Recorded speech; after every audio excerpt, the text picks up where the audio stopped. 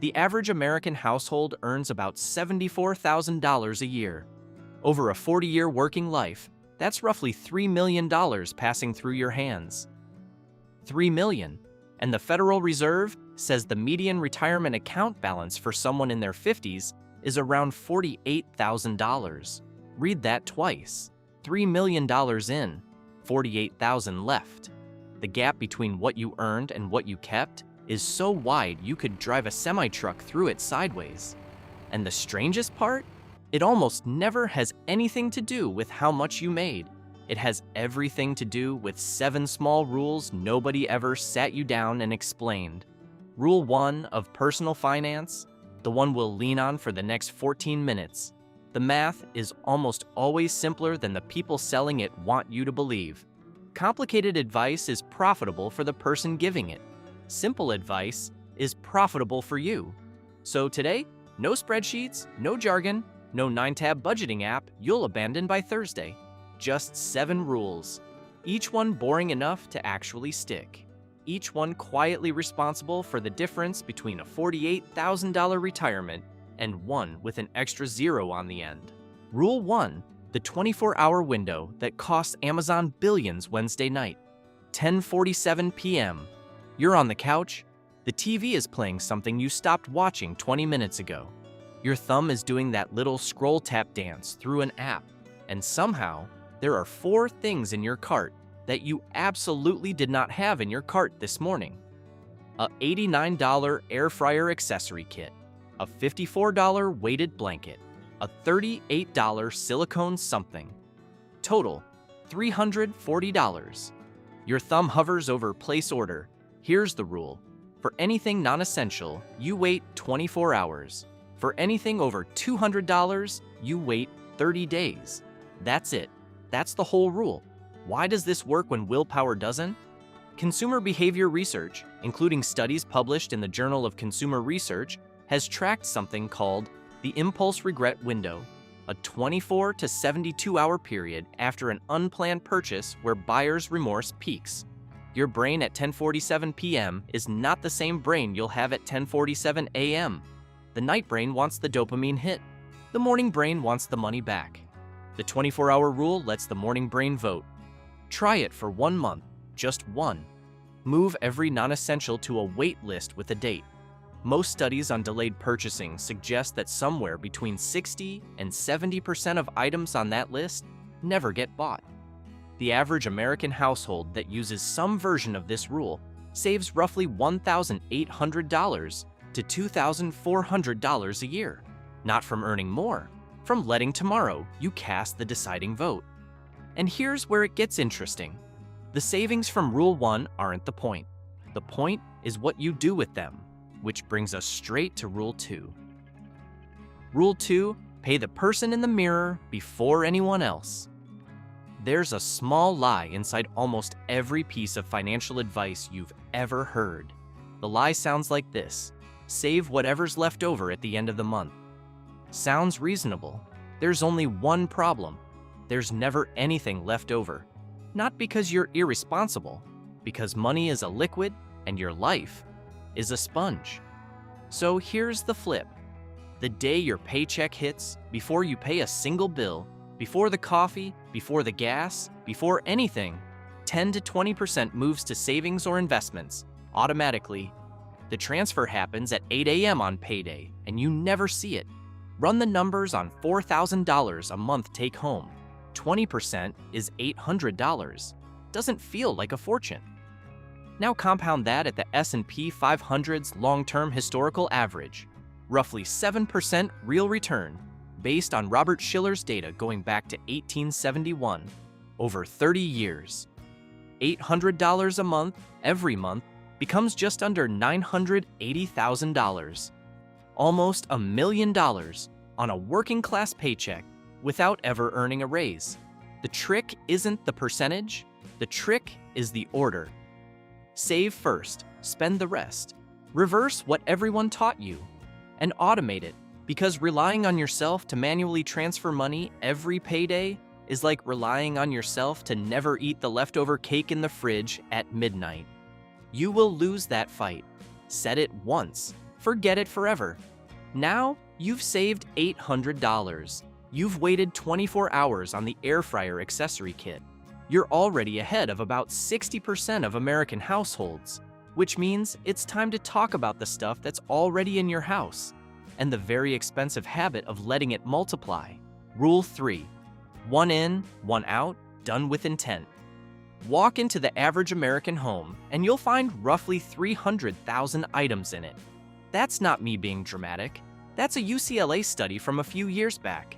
300,000 things, most of them owned by people who routinely say they have nothing to wear and nothing to use. Rule 3 has two halves and they only work together. The first half, before anything new comes into your life, you ask 3 questions. Does this replace something I already own? Is it actually higher quality than what it replaces? Will I genuinely use this for the next 12 months? If you can't say yes to at least 2, the thing doesn't come home with you. The second half, when the new thing does come in, the old one leaves. Sold, donated, or stored as a deliberate backup. It does not become couch clutter. It does not become, I'll deal with that later. Picture the blender, the $30 cheap one from the big box store that dies every 2 years. Over 20 years, that's 10 blenders. $300 spent, 10 trips to replace it, 10 hours of decision fatigue, 10 boxes in a landfill. Or the $150 quality blender that lasts a decade. 2 of those over 20 years. $300 total. Same money. 1/10 the friction.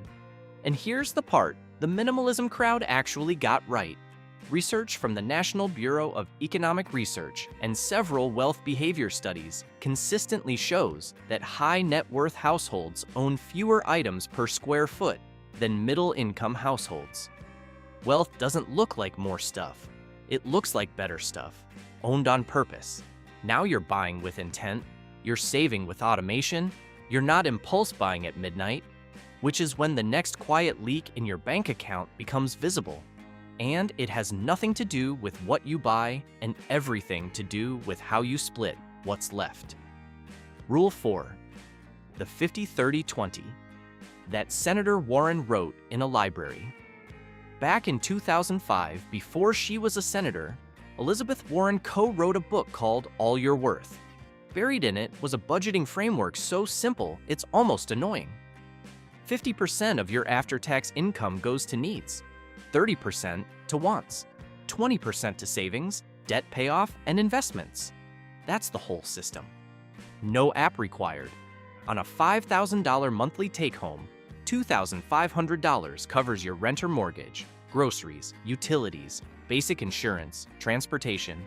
$1,500 covers everything that makes life worth living: restaurants, hobbies, the streaming services, the occasional concert ticket. $1,000 goes to building the future, paying down high-interest debt, funding the emergency ladder we'll get to in a minute, feeding the retirement accounts. Want to know where you actually are right now? Pull up your last bank statement. Add the categories up. Most people discover something uncomfortable.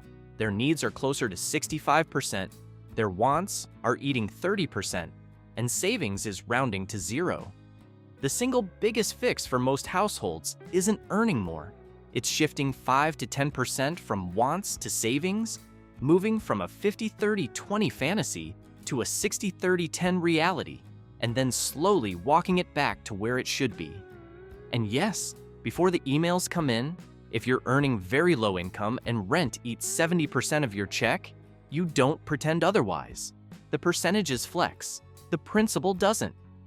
Some version of needs, wants, future governs every household that ever built wealth on a normal paycheck, a quiet reality check, before we keep going. Let me stop for 1 second. None of these rules work for every household every month. If you just lost your job, Rule 2 doesn't apply this week. If you have a medical emergency, the 24-hour wait isn't relevant. The best plan is the one you actually understand well enough to bend without breaking. These aren't commandments carved in stone. They're patterns that work over years, not days. Now, back to the leaks. Rule 5, the monthly audit. nobody wants to do. Open your bank statement. Now scroll through the last 30 days and find every recurring charge. Every one. The streaming service you forgot you signed up for during a free trial in 2023. The gym membership from January. The cloud storage. The premium app subscription. The magazine renewal. The second streaming service because the first one didn't have that one show. The meditation app you used twice. CNET's annual subscription survey has been tracking this for years, and the latest numbers put the average American household at roughly $237 a month in recurring subscription charges. $237 every month, forever. And by the survey's own measure, around 40% of those subscriptions are barely used or completely forgotten. Once a month, you sit down for 20 minutes and run every recurring charge through 3 questions. Did I actually use this in the last 30 days? Does the value still match the price? Could I get the same thing free or cheaper somewhere else? If the answer to any of those is no, the subscription dies that day. The math is almost insulting.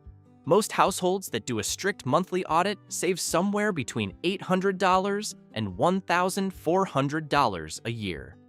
That's a Roth IRA contribution. That's a flight. That's an emergency fund tier finished 6 months earlier, which is, conveniently, exactly where we're going next. Rule 6. The emergency fund ladder nobody explained to you. Here's where most personal finance advice fails the average person. Somebody tells you to save 6 months of expenses for an emergency fund, you do the math, realize that's $30,000, and quietly close the browser tab. 6 months feels impossible, so you save nothing. The fix is a ladder. 3 tiers. You build one, lock it, move to the next. Tier 1 is the starter fund. $1,000 to $2,000. That's it. That's the entire goal at the start. This tier exists to absorb the small life punches, the car repair, the urgent medical copay, the broken appliance, the unexpected vet bill. Build this in 1 to 3 months by squeezing the non-essentials. Once Tier 1 is full, you stop. You don't keep going. You pivot all that energy toward paying off any high-interest debt, anything above 7 or 8%, especially credit card debt, which is mathematically eating you alive. Tier 2 is the stability fund. 1 month of essential expenses, just the essentials. Rent, groceries, utilities, minimum bills. Not a month of your full lifestyle. Build this only after the high-interest debt is dead. For most households, that takes another 6 to 12 months. This tier is the buffer against short-term income disruption. A sick week, a delayed paycheck, a car accident. Tier 3 is the security fund. 3 to 6 months of essential expenses. This is the real one. The full job loss buffer, the medical emergency, the major life pivot. For a household with $3,500 a month in essential expenses. That's $10,500 on the conservative end, $21,000 on the safer end. This money lives in a high-yield savings account, not your checking account where you'll spend it, and absolutely not invested in anything that can drop 30% the same year you lose your job. One thing the financial industry keeps quiet about: your emergency fund is not investment money. It is not underperforming because it's earning 4% instead of 9%. It is insurance. Insurance against your own life. The whole point is that it's there when you need it, not when the market feels like cooperating. Rule 7. The number that tells the truth. While income lies. Income is the number everyone brags about. It's also the most misleading number in personal finance. Here's why. Take 2 people. The first earns $200,000 a year and spends $198,000. The second earns $50,000 a year and saves $20,000. After 5 years, the high earner has effectively zero. The low earner has $100,000, plus whatever it grew to. The income gap was 4 to 1 in one direction. The wealth gap is infinite in the other. Net worth is the only number that doesn't lie. Once a month, you sit down for 15 minutes and add up everything you own. Cash in checking and savings, retirement accounts, brokerage accounts, the value of your home if you own it, the realistic resale value of your car. Then you subtract everything you owe: credit cards, student loans, mortgage balance, auto loans, personal loans. What's left is your net worth. That number, not your salary, is the score. The research on this is fascinating. Studies from the Employee Benefit Research Institute and others have found that households who track net worth monthly grow it significantly faster than households who don't. Some studies suggest 3 to 4 times faster, though the exact multiplier depends on the population studied. The likely mechanism is simple. You can't improve what you don't measure, and you can't fool yourself about a number you watch every month. You don't need fancy software. A spreadsheet works. A piece of notebook paper works. There are free tools, Empower, the various Mint replacements that pull the numbers automatically. The tool doesn't matter. The monthly habit does. The order of operations. Here's how all 7 stack if you're starting from 0. Day 1, you turn on the 24-hour rule and start building Tier 1 of the emergency ladder simultaneously. Month 2, you do your first subscription audit. Month 3, you automate Pay Yourself First and apply the 50-30-20 framework. Month 4 onward, you fold in intentional buying and start tracking net worth monthly. 5 years of that, on an ordinary paycheck, on autopilot, and the math becomes very hard to argue with. Notice what none of this requires. Not a finance degree, not a 6-figure income, not a stock pick, not a crypto wallet, not a course, not a guru, not a 47-tab spreadsheet, just 7 rules, applied with the patience of someone who stopped trying to get rich quick and decided to get wealthy slowly instead. We started with a gap. $3 million in, $48,000 left at 50. That gap isn't a mystery. It's 7 small rules, applied or ignored, compounding either direction for 40 years. You don't need to follow them perfectly. You need to follow them long enough that they stop feeling like rules and start feeling like how you live. The best financial decision is the one you understand. Now go make yours.